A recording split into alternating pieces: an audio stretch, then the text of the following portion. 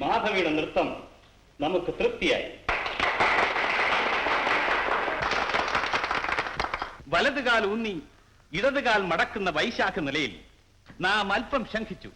പക്ഷെ മാധവി ശാസ്ത്രോക്തമായി അതീവ സാമർഥ്യത്തോടെ അത് പ്രകടിപ്പിച്ചു. ഈ നവരത്നമാല സമ്മാനിക്കുന്നതോടൊപ്പം നാം മാധവിക്ക് തലക്കോൽ പട്ടവും 1001 പൊന്നും ഇതാ സസന്തോഷം സമ്മാനിക്കുന്നു.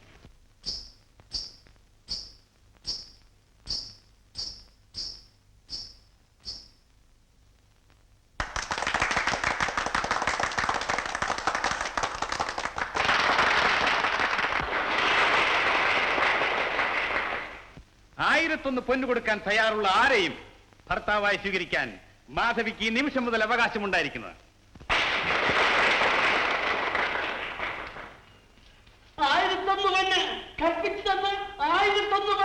ഇതിൽ കൂടുതൽ ആരും തരുന്നോ ആ ഭാഗ്യവാനായിരിക്കും മാധവി. 1001 പൊന്ന്.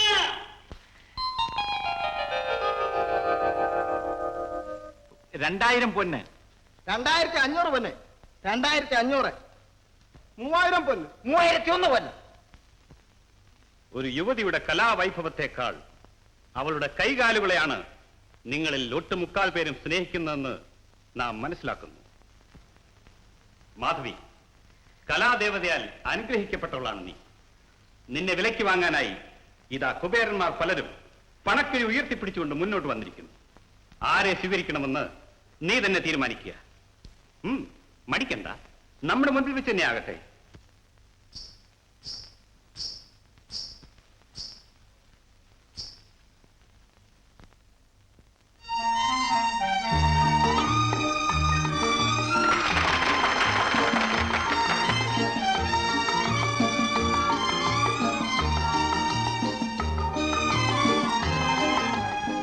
ലക്ഷ്മിക്ക് വിഷ്ണു, ബലേന്ദിക്ക് നളൻ, മാധവിക്ക് കോവലൻ.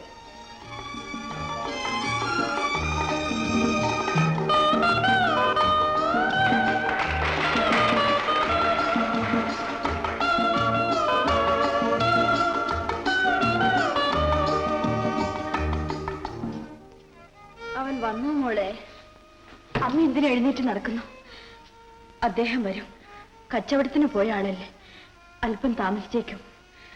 എന്നാലും ഇതേവരെ കണ്ടില്ലല്ലോ മോളെ. വരും. അമ്മ വന്ന് കിടക്കൂ.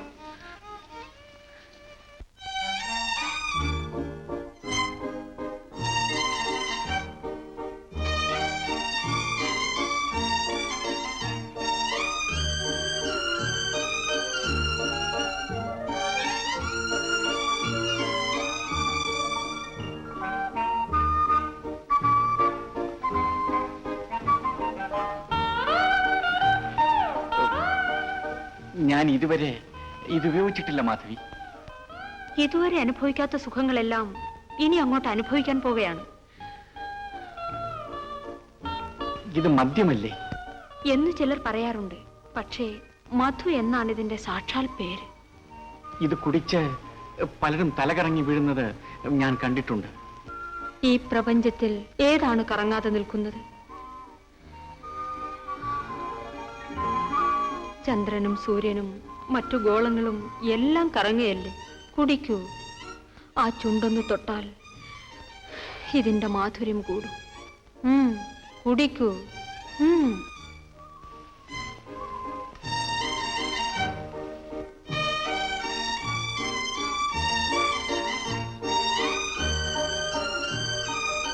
ഈ കാവേരിപ്പൂം പട്ടണം ഇപ്പോൾ അസൂയ കൊണ്ട് പുകയുകയായിരിക്കും. എന്തിന്? ഒരു കാമദേവനെ എനിക്ക് കിട്ടിയതുകൊണ്ട്. മാധവി, മാധവി എന്നും അങ്ങയുടേത് മാത്രമായിരിക്കും. മാധവി. സ്വാമി. മാധവി, ഞാനെല്ലാം മറക്കുന്നു. എന്നെ മാത്രം ഓർമ്മിച്ചാൽ മതി. ഒരപ്സരസായ നീ എന്തിനീ ഭൂമിയിൽ വന്നു? ഈ കൊച്ചു ദേവേന്ദ്രനുമായി അലിഞ്ഞു ചേരാൻ. മാധവി. സ്വാമി. മാധവി. സ്വാമി.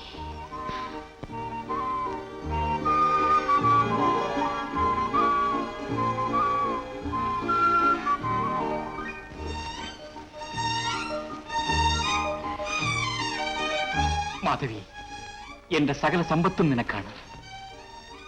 സ്വാമി, അവിടുത്തെ സമ്പത്ത് എനിക്ക് വേണ്ട. വേണ്ടത് അവിടുത്തെ സ്നേഹമാണ്. എനിക്ക് വസിക്കാൻ മണിമാളിക വേണ്ട. ഈ ഹൃദയം മതി. മാധവി, സ്വാമി, നീ എന്നെ മറക്കുമോ? അത് ഈ ജന്മത്തിലില്ല. മാധവി, സ്വാമി, സ്വാമി.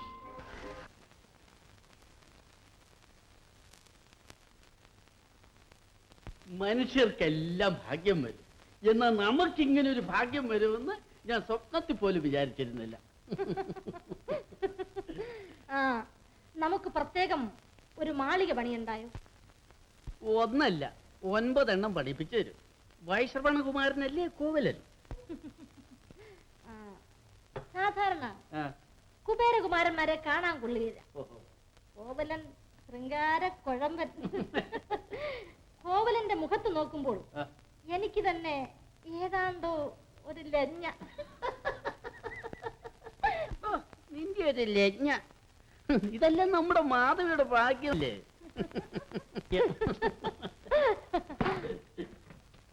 പാലാണോടി? ആണി. നാളെ മുതൽ പാലിൽ തങ്ക കട്ടി അരച്ചു കൊണ്ടുവരണം. എടി എടി, പാലിൽ കുറച്ച് ജാതിക്കാപ്പൊടി കൂടെ ചേർത്തേക്കണം. ആ, പോയോ? എന്താടി ഉത്തരവെന്ന് പറയടി. ഉത്തരവ്. കൊങ്കി, എനിക്ക് വല്ലാത്ത ക്ഷീണം, ഞാനൊന്ന് വിശ്രമിക്കട്ടെ. ഓ, ഇതിന് വലിയ ക്ഷീണമൊന്നുമില്ല. നിന്നോടൊരു സന്തോഷ വർത്തമാനം പറയാനാ ഞാൻ വന്നത്. ഈ കൊങ്ക നാട്ടിലെ ഉരുക്ക് മുഴുവനും നമ്മുടെ കോവലിന്റെ കയ്യിലാ. ഉരുക്കോ? ആ. നമുക്കെന്തിനാ ഉരുക്ക്? എടി എടി മടയി, അതല്ല. ആ, മനസ്സിലിരിക്കട്ടെ, കാര്യം പറ. നീ ചീനരാജാവ് കേട്ടിട്ടുണ്ടോ? എനിക്ക് വലിയ ക്ഷീണമാ. ആഹാ. ചീനരാജാവ് ഒന്നും ഇപ്പൊ വേണ്ട. അതല്ലടി, ചീനരാജാവ് നമ്മുടെ രാജ്യത്തിലെ ഉരുക്ക് മുഴുവനും കച്ചവടം ചെയ്ത് കഴിഞ്ഞു. അതിന്റെ ഏർപ്പാട് മുഴുവനും നമ്മുടെ കോവിലിനല്ലേ. ലക്ഷക്കണക്കിനാടി ലാഭം. നമുക്ക് തന്നെ അല്ലയോ? ആ. കോടിക്കണക്കിന് കിട്ടട്ടെ.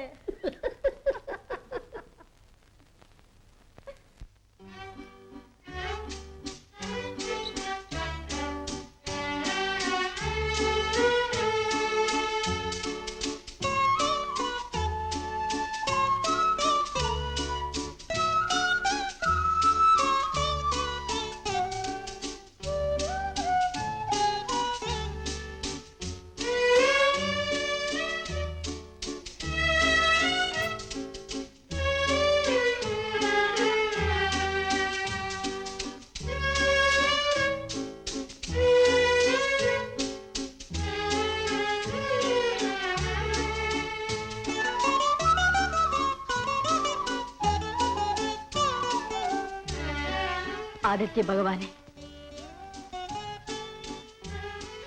അദ്ദേഹത്തിന് ഒരാപത്തും വരുത്തരുതേ. എന്റെ താങ്ങും തണലും അദ്ദേഹം മാത്രമാണ്.